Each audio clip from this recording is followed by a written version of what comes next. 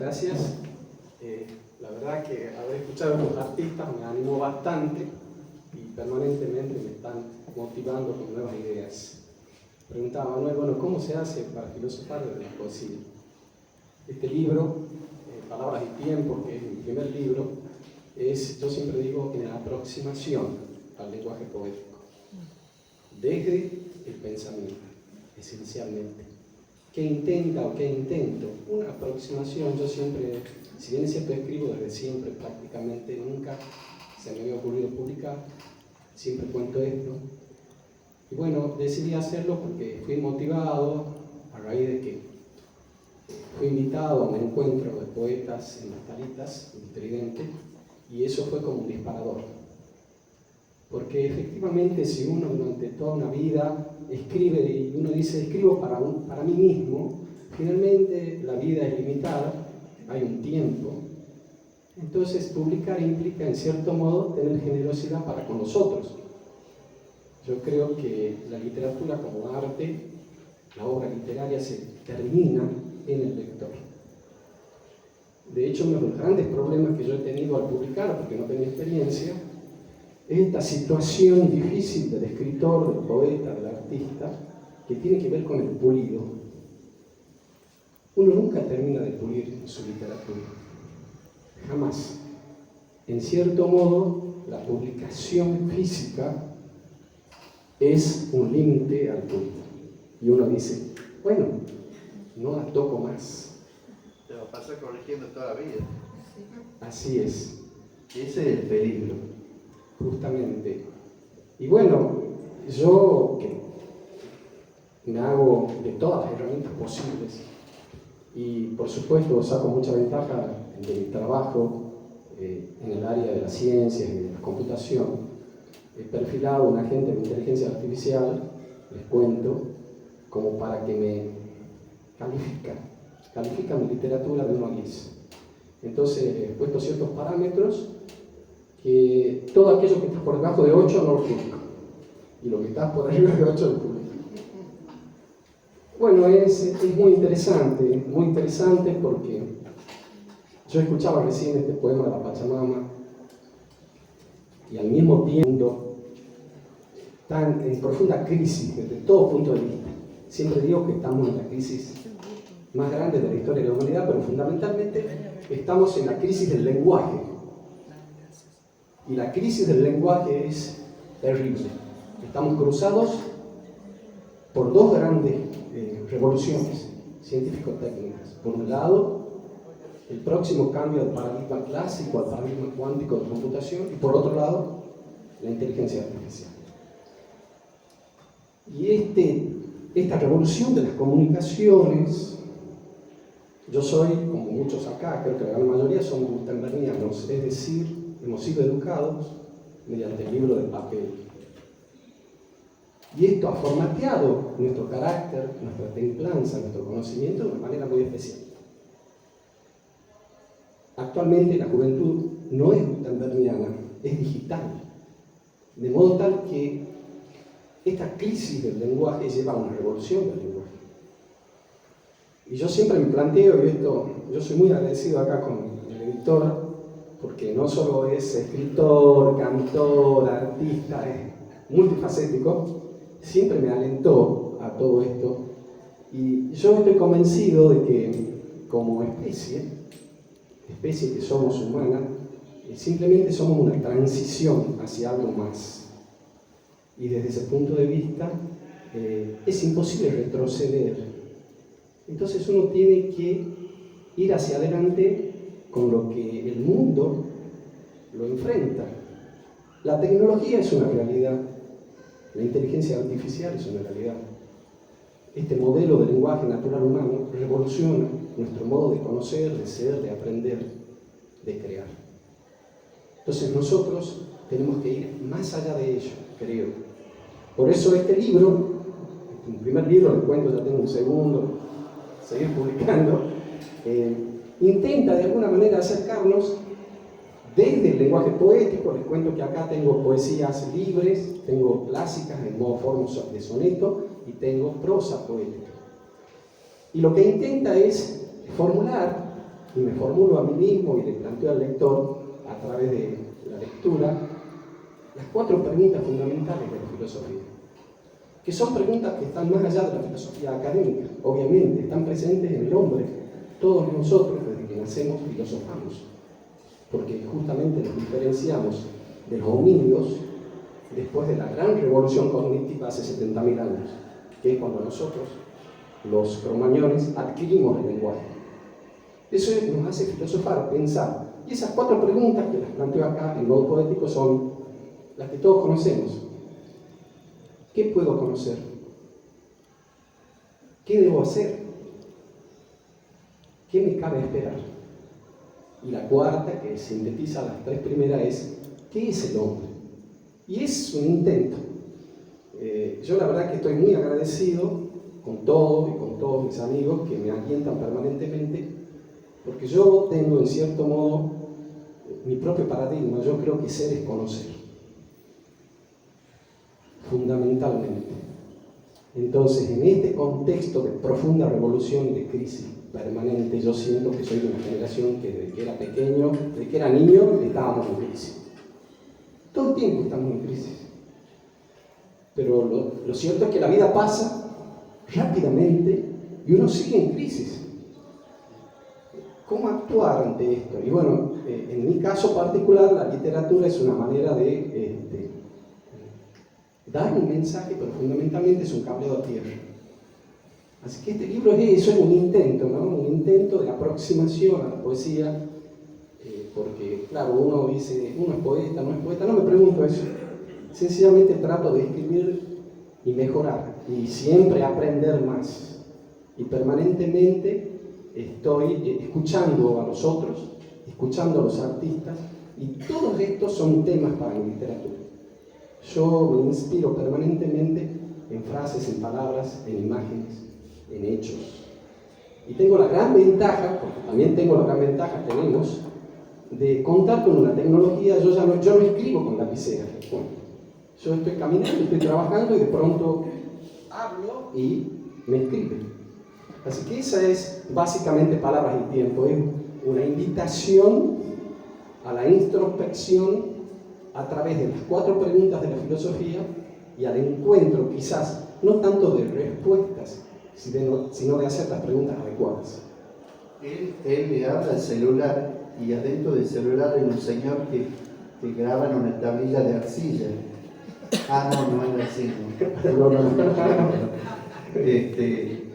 Y le podemos dar una probadita a la gente de lo que es filosofar poéticamente. Bueno, justo no he traído mis anteojos de leer de cerca, pero no importa, voy a apelar a mi memoria. Un pequeño poema, justamente el primero. Estos poemas son una selección de los escritos a partir de la pandemia, ¿no? Que fue un disparador terrible para todos. Pero el primer escrito es en realidad un poema que escribí a los 19 años y que en cierto modo da pie a esto de palabras y tiempo. Ya no sé de qué silencios surgen las palabras, de qué noches sin estrellas un pintor de manos blancas dibuja soles y lunas, novas, astros y galaxias. Ya no sé con qué cincel de fuego, de oro y de plata un caprichoso escultor talla en la roca del tiempo y esculpe mares y ríos, dunas, llanos y montañas. Ya no sé de qué silencio surgen las palabras, esas que me dicen todo con solo decirme nada. Gracias.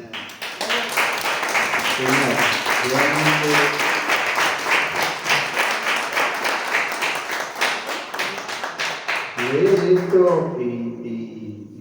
¿Se puede preguntar? Sí. por favor. Usted ha dicho 3 palabras que a mí me han detonado. Pandemia,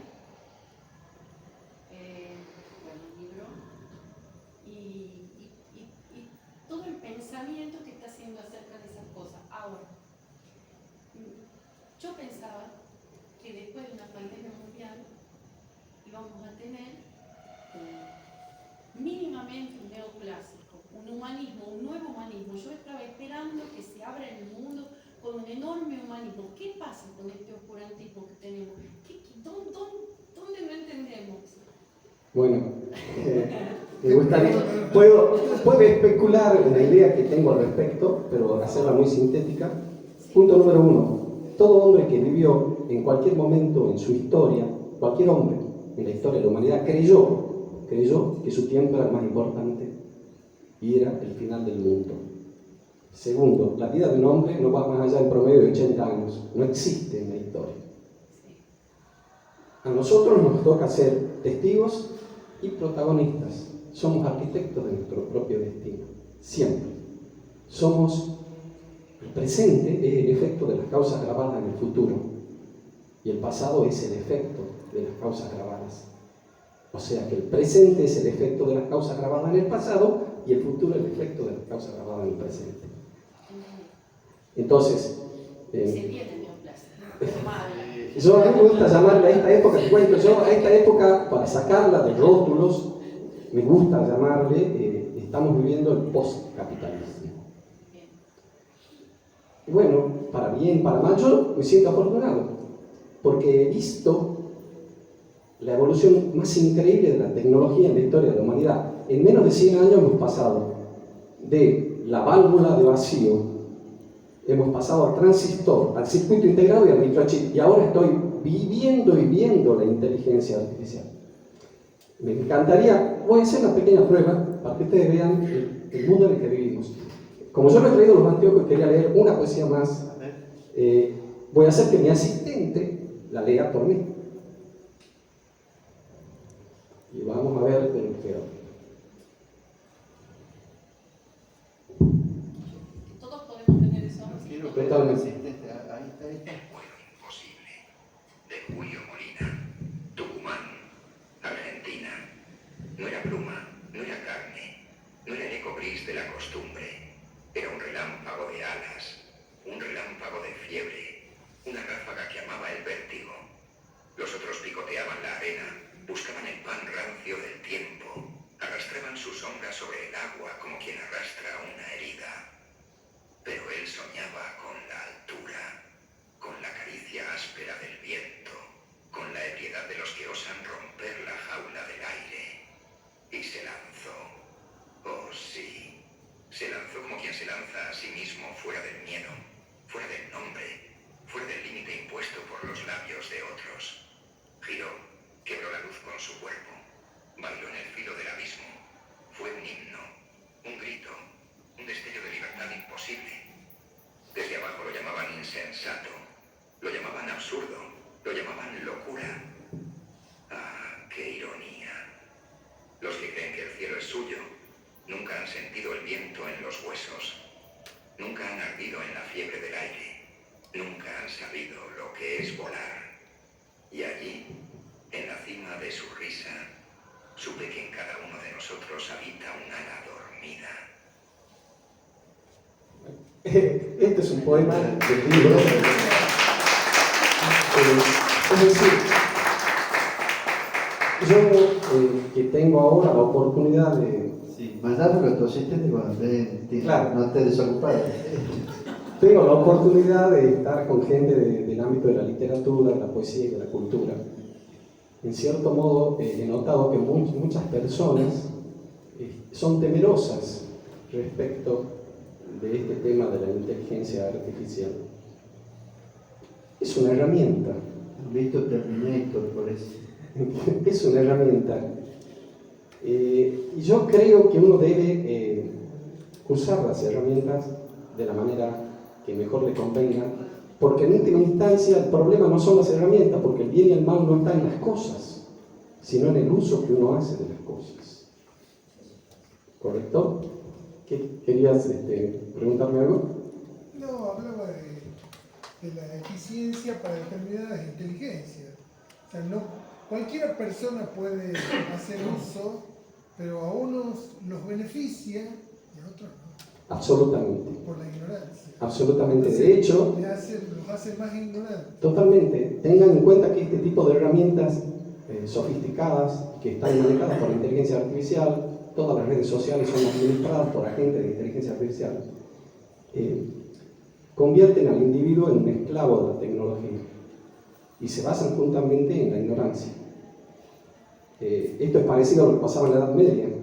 En la Alta Edad Media, una minoría muy menor tenía el manejo de todo el conocimiento de la humanidad de ese momento. Manejaba el latín, el griego, y tenía acceso a esos manuscritos y libros. Y a la Biblia, ¿te acuerdas? Totalmente. Y cualquier lectura, cualquier cosa que era leída de esos manuscritos era considerada inmediatamente a priori de todo verdad. Hoy pasa lo mismo en otros términos, porque lo que ha cambiado son los medios. El libro de papel, la biblioteca, equivaldría al disco rígido, los anaqueles a las carpetas, los libros a los archivos, las páginas a los registros, las letras a los bytes, la tinta a los bits. Es lo mismo. Lo que ha cambiado es el medio. Pero hoy, lamentablemente, en este mundo de revolución de comunicaciones, cualquier cosa que está en Internet es aceptada como verdad. Y estamos en la mayor crisis de la verdad de la historia de la humanidad. Antes porque estaba en el libro era verdadero, no, ahora porque lo dice mengano, sutano, el stream tal o cual. O el youtuber. Exactamente. Así es este estado de situación y bueno, es con lo que convivimos y con lo que conviven los seres humanos.